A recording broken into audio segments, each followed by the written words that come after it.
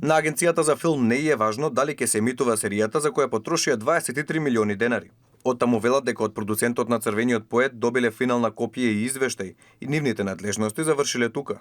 Играната серија е завршена и целокупната документација како наративен извештај за реализација, финансиски извештај за потрошени средства, копија од серијата се предадени во архивата на агенцијата за филм, а со тоа и обврските кои продуцентот на серијата бил должен да ги заврши со цел исплата согласно член 4 став 1 алинеја 3 од договорот за финансирање на серијата се исполнети. Ова е ставот што го добивме од агенцијата. Нема одговор на дополнителните прашања што ги имавме, дали серијалот може би е цензуриран за да не се разлути Бугарија и како и натаму истиот продуцент добива проект.